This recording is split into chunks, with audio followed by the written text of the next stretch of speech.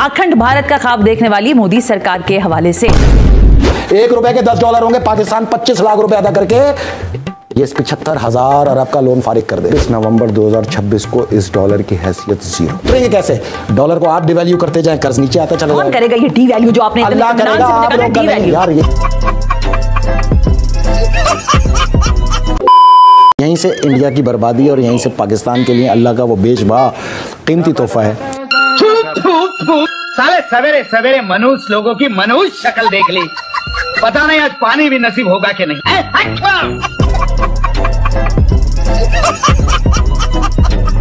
और काश नरेंद्र मोदी वजीर आजम बनने के बजाय रेलगाड़ियों के अंदर चाय ही बेचता। तुमने मुसलमानों का खुला कत्लेआम किया, तुमने कश्मीरियों का खुलेआम कत्लेआम किया, तुमने टीटीपी की मदद से पाकिस्तान के अंदर खुलेआम कत्लेआम किया। नरेंद्र मोदी, इस सज्जन को क्या तकलीफ है भाई? अरे मोदी जी, ये सज्जन आदमी नहीं है, ये एक नंबर का पागलचुदा आदमी है। हर दूसरे तीसरे दिन किसी ना किसी बिल में से नेवले की तरह बाहर निकलता है। मोदी को गाली देगा, फिर हिंदुओं को गाली देगा, फिर इंडिया को गाली देगा और जाके सीधा बिल में घुस जाएगा। अजीब जानवर है। तो ये पाकिस्तान की वो बेरोजगार पत्रकार हैं जिसे इंटरव्यू लेने के लिए सिर्फ ये रक्त पिशाच ही मिलता है और इनका टॉपिक होता है इंडिया और मोदी, मोदी और इंडिया। एक ही बात है ना, इनको नहीं पता ना। तो चलिए देवी और सज्जनों, अपने बनियान में से हाथ को बाहर निकाल के शुरू करते हैं हमारी आज की कार्यक्रम।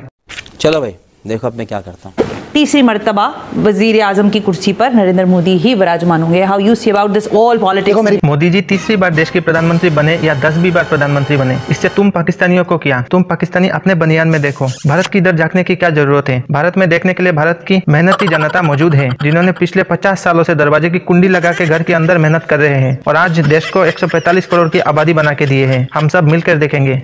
अबे साले, जो माफ करना, प्यारी बहन, एक बात याद रखना, सच बताऊं, और मैं कोई फर्क नहीं, सच बताऊं, और मैं कोई फर्क नहीं पड़ता जो भी आ जाए। हाँ। दोनों सूरतों में हमने इसको दफन करना है, जो भी आ जाए। अबे रक्त पिशाच की औलाद, तू सच बोल झूठ बोल, इससे इन लोगों को कोई घंटा फर्क पड़ता है। तुझे यहाँ पर बुलाया ही इसीलिए है ताकि तू कुत्ते की तरह भौंकते रहे और तुझको लोग गालियां देते रहे। गजब बेइज्जती है। हमारे यहाँ ऐसा ही होता है। किया नरेंद्र मोदी, तुमने गजा के अंदर इस जंग शुरू कराने में अहम तरीन किरदार अदा किया। आज तुम्हारे फौजी और तुम्हारा मीडिया फ्रंट लाइन पे गजा में इजरायली फौजियों के साथ मौजूद है। जो बात ये बोल रहा है, अगर ये बात सच है तो पाकिस्तानियों तुम लोगों को तो डूबकर मर जाना चाहिए। क्यों? क्या हुई? क्योंकि पाकिस्तानी पूरे दुनिया में मुसलमानों की सरदार बनते हैं और दुनिया में कुछ भी हो जाए पाकिस्तानी अपने लुंगी सर पे उठा के सड़क पे आके नाचने लगते हैं। और आज फिलिस्तीन के लिए एक भी पाकिस्तानी जो है वो फिलिस्तीन तक नहीं पहुंचा। ये तो शर्म की बात है ना पाकिस्तानियों के लिए। शर्म करो, शर्म होगी। अब मैं तुम्हें बताऊंगा इस जंग का नतीजा ये निकलेगा कि दुनिया में 2 फैसले होने जा रहे हैं। 2 पासपोर्टों पे से तहरीरें गायब होंगी, एक पे आएगी, एक पे गायब होगी। जो पाकिस्तानी यकीन रखते थे कि यहाँ इसराइल के ऊपर जो एम्बार्गो लगाया इसको हटाया जाए, उनकी दुआ पूरी होने जा रही है। तो थारा मूड खराब कर दिया। इंशाअल्लाह ताला फतह के साथ ही फलस्तीन की अर्ज़ मुक़द्दस जो खुदा की सरजमीन बनेगी उसमें मुशरिक नाकाबिले कबूल होगा। फलस्तीनी माओ का, शहोदा का ये फैसला है कि इंडिया नाकाबिले कबूल है। ठीक है, चलो एक बार के लिए मान लेते हैं कि भारत के लोगों को फिलिस्तीन जाने की इजाजत नहीं होगी, लेकिन पाकिस्तानियों को तो होगा ना। तो तुम पाकिस्तानी फिलिस्तीन जाके करोगे क्या? भीख मांगने के अलावा तुम लोगों को कोई काम तो आता ही नहीं। कटोरा लेकर घूमोगे, भीख भी नहीं मिलेगी। फिलिस्तीन में भी तुम लोग भीख मांगोगे, फिर फिलिस्तीनी तुमको लात मार के अपने देश से बाहर निकालेंगे, सऊदी अरब की तरह, जैसा सऊदी अरब ने तुम्हारे पासपोर्ट को कैंसिल कर दिया था। 550 भिखारी पकड़े गए सऊदी अरब में, 450 पाकिस्तानी थे। यूएई ने पाकिस्तान के लिए वीजा बंद कर दिया हुआ है चंद दिनों से, वर्क वीजा भी बंद कर दिया है और प्राइवेट वीजा भी बंद। वहां भी एक खातून निकली, पकड़ी, उससे 70,000 आपके पैसे निकले दरहम। ये पाकिस्तान की इंटरनेशनल पहचान इंटरनेशनल भिखारी की तरह है। हमारी हुकूमतें भी कशकोल लेकर फिर रही हैं $1 की।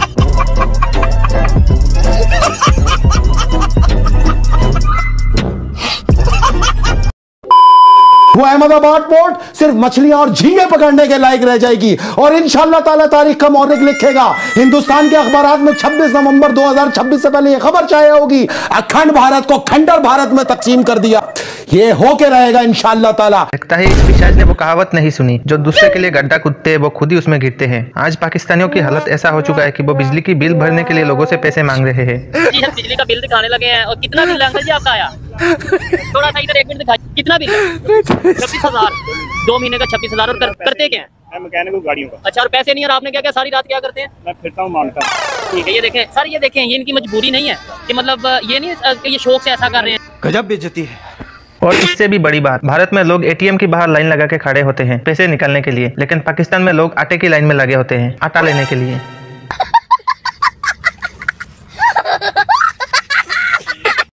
अगले साल 1 जनवरी से तुम अपनी इक्तिसादी माशियात के ऊपर नजर रखो, अपने स्टॉक पे नजर रखो। ये हमारा तुमसे वादा रहा। कोई मुसलमान ना तुमसे कारोबार करेगा ना तिजारत करेगा, हराम करार दी जाएगी, क्योंकि इसराइल जितना मुलविस है इस मुसलमानों के कत्लेआम में, तुम बराबर के शरीक हो। और इंशाअल्लाह ताला इन मासूम इन मसलूम खून के सदके में ये तोहफा तुम्हें आलम इस्लाम अल्लाह ताला अदा करेगा। बाई गॉड, ये इतना जाहिल आदमी है, इसको दुनियादारी का कुछ पता ही नहीं है। अबे सऊदी अरब वो देश है जहाँ से इस्लाम का शुरुआत हुआ था, और सऊदी अरब ने कुछ दिन पहले पाकिस्तानियों को लात मार के अपने देश से बाहर निकाला और ये कहा था कि सऊदी अरब में जितने भी क्राइम होते हैं उसमें 98% पाकिस्तानी शामिल होते हैं।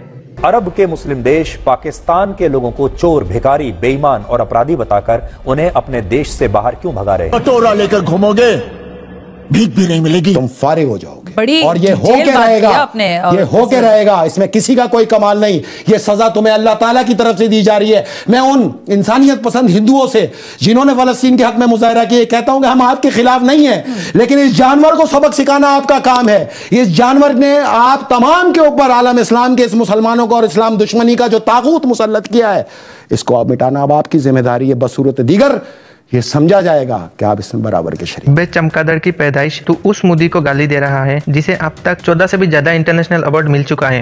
ये अवार्ड देने वाले में सबसे ज्यादा जो नाम है वो मुसलमान देशों का है, जिनमें अफगानिस्तान, बहरीन, यूएई और सऊदी अरब शामिल है। और हाल ही में तो रूस ने भी उनको सम्मानित किया है।